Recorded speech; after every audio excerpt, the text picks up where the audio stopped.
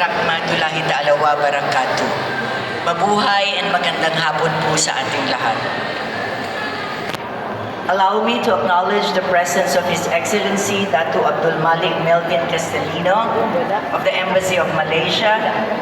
We also have with us Mr. Volkan Guler, Commercial Counselor of the Embassy of Turkey. Thank you very much for being with us this afternoon. With us as well is Councilor Wency Lagumbay, representing Mayor Joy Belmonte of Quezon City. Ms. Samira Gutok, representing Senator Robin Hood Padilla. SVP Lorna Fabian of Araneta. And of course, allow me to acknowledge the presence of the DOT officials present this afternoon, especially the regional directors and the undersecretaries who are here today in full force. Maraming salamat. And payagan niyo po ako na isa-isahin ko po yung pangalan ninyo. So we have with us Yusek Jasmine Baba, DOT Undersecretary, as well as Yusek Majo Rivera Guillermo, Undersecretary of the Department of Tourism, Yusek Shalimar Tamano, Undersecretary of the Department of Tourism, Yusek Verna Buensuceso, DOT Undersecretary. And of course, ang mga regional directors, bago po sa regional directors, kasama din po natin si ASEC Judeline Quechon ng Department of Tourism. We also have with us, isa-isahin ko na sana wala po akong makalimutan, ang ating mga regional directors mula po talaga sa aking puso. Maraming salamat. Alam ko po, malayo pa ang binahe ng mga kasama po natin. Maraming pong salamat. So we have with us RD Jovita A. Ganongan of the Cordillera Region,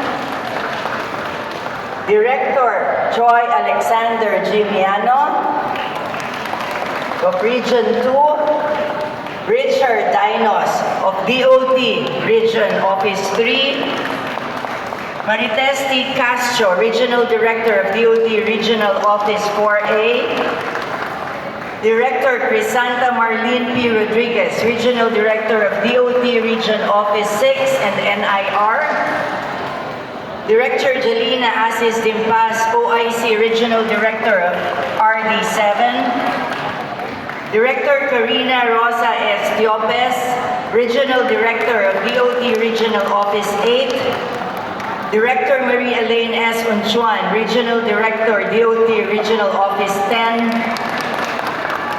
Director Tanya Virginia Rabatan, Regional Director of DOT 11, we also have with us Director Nelia R. Arena, Regional Director of Regional Office 12. I hope, and of course, tayo po si Director Herbie Aguas of Region 5. Tingnan niyo po naman, handang-handa po siyang makijoin sa atin ngayong hapon. So again, to all of you, Assalamualaikum warahmatullahi wabarakatuh. We also have NCR, RD, Regional Director, Kathy Agustin, and representing our MDIT Minister, we have with us Bureau of Tourism of BARM, Marites Magindra. We also have several directors of the Department of Tourism. I see Dr. Paulo Tubang. Thank you for being with us. And again, to all of you, maraming pong salamat. A warm and meaningful afternoon to everyone joining us today for the third edition of Salam, the Halal Tourism and Trade Expo here at the Quantum Skyview. This year, we gather under the theme, Walking Through Halal Culture and Community, a theme that reflects not only direction, but continuity.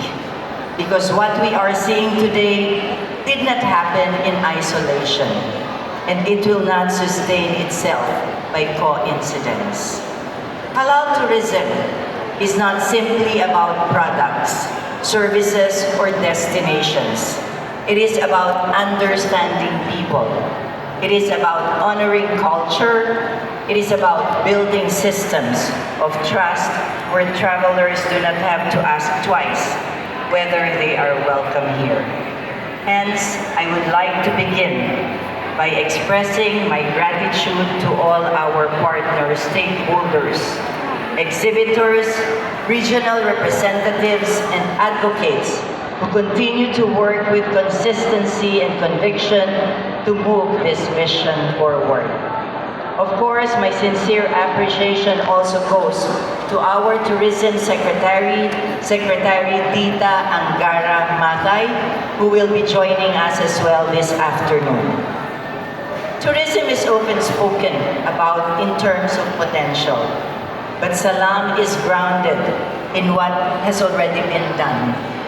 The work, the coordination, and the sustained effort required to turn potential into something measurable. What began as a platform to highlight halal and Muslim-friendly tourism has now evolved into a national showcase that brings together businesses, destinations, and communities aligned toward one clear direction, positioning the Philippines as a destination that is not still preparing but already participating. Today, the participation is visible, but more importantly, it is the result of systems and relationships that have been carefully built over time. Salam continues to grow in both scale and substance, featuring the halal product and tourism showcase here at the Quantum Skyview, where Filipino enterprises and tourism experiences demonstrate not only diversity, but readiness. We also present the Salam Village Regional Showcase, where our regions take the lead in presenting stories, identities, and destinations that have long been developing and are now stepping forward with greater visibility.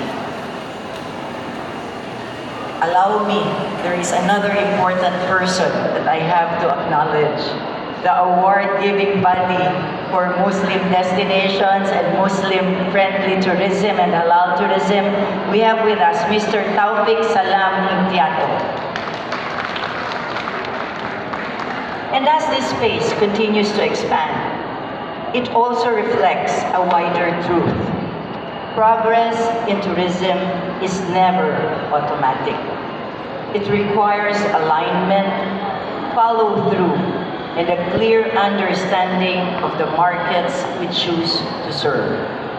That is what makes platforms like this important, not as events, but as anchors of continuity. To our exhibitors, partners, and friends from the tourism industry, thank you for your continued participation. Your presence here reflects a shared recognition that halal tourism is not an emerging idea waiting to be introduced, but a space that must be consistently developed if it is to remain competitive and relevant.